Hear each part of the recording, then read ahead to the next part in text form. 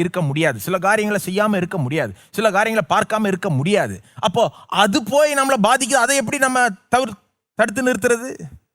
கேட்காம இருக்க முடியாது, பார்க்காம இருக்க முடியாது, செய்யாம இருக்க முடியாது. ஆனா அது உங்களை இந்த அளவுக்கு பாதிக்காம இருக்கும்படி நீங்க தடுத்து நிறுத்தலாம். கவனமா இருந்தீங்கன்னா, ரொம்ப விழிப்புணர்வோடு இருந்தீங்கன்னா, நீங்களே உங்க இருதயத்தை தொடர்ந்து அப்படியே காவல் காத்துக்கிட்டே இருந்தீங்கன்னு நீங்க அப்பப்போ செக் பண்ணிக்கணும். யோசனை எப்படி போகுது? கரெக்டாக தான் போதா? கரெக்டான திசையில தான் போதா? அல்லது அந்த ஒரு சம்பவத்தை எடுத்துட்டு அப்படியே நான் அதையே புரட்டி யோசிச்சுனே இருக்கிறேன். நான் யோசித்து பார்க்கணும். பாருங்க, நம்முடைய யோசனையை பற்றி நாம யோசித்து பார்க்கணும். காவல் காக்கணும். வீட்டுக்கு வெளில போறீங்கன்னா, வீடை பூட்டிட்டு போறீங்க, 1க்கு 2க்கு 3 தடவை கூட செக் பண்ணிட்டு போறீங்கல்ல, அந்த மாதிரி இருதயத்தை எல்லாத்தை விட இருதயத்தை காக்க வேண்டிய இந்த வசனம் பார்த்தீங்கன்னா என்ன சொல்லுது? எல்லா காவலோடும், 23ஆம் வசனம், எல்லா காவலோடும் உன் இருதயத்தை காத்துக்கொள்.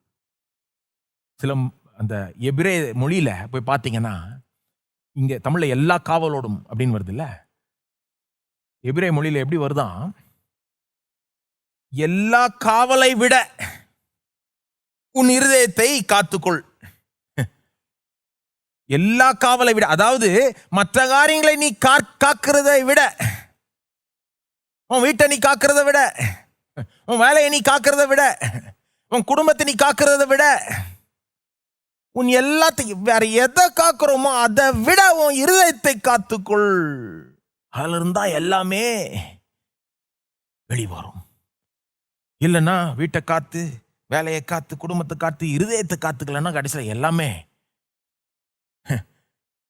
பாதிக்கப்படும். இருதயத்தை காத்துக்கொண்டா மற்றதெல்லாம் அதிலிருந்து வரும். அப்போ விழிப்புணர்வோடு இருக்கணும். அதான் சொல்ல வர பாருங்க. நம்முடைய எண்ணங்கள் ஒரு நாளில் 3/4 நேரம் எதை பற்றி யோசித்துக்கிட்டு இருக்கோம், எதை பற்றி கற்பனை செஞ்சு கொண்டிருக்கிறோம், எதையே தியானிக்கிறோம், எவ்விதமாக எந்த திசையில் நம்ம எண்ணங்கள் போகுது, எதை பற்றியோ அதை நம்ம பதில் சொல்ல முடியணும். பாருங்க, இன்னைக்கு நான் 3/4 நேரம் இதை பற்றி தான் யோசிச்சுட்டு இருந்தேன் அப்படின்னு பதில் சொல்ல முடியணும். அந்த அளவுக்கு விழிப்புணர்வாக இருக்கணும். இருதயத்தை காத்துக்கொள். யோசனை தவறான திசையில போனா அதை தடுத்து நிறுத்தணும். இந்த தவறான யோசனையை வெளியேற்றணும். எப்படி வெளியேற்றுறது? உங்களுக்கு தெரியும், இந்த சபையில் இருக்கிறவங்களுக்கு தெரியும். வாயை பயன்படுத்துங்க. இயேசுவின் நாமத்தில் இந்த எண்ணத்தை நான் அகற்றுகிறேன்னு சொல்லுங்க. இருக்கிற அந்த தவறான எண்ணத்தை வாயினால் அகற்றுங்கள். அது மட்டும் இல்லை, திரும்ப சொல்றேன், அதுக்கு தான் வசனத்துக்கு போகணும். வசனம் உள்ள போயிட்டே இருக்கணும். அப்போ இந்த தவறான எண்ணத்தை, இந்த சரியான எண்ணம், இந்த சரியான சத்தியங்கள்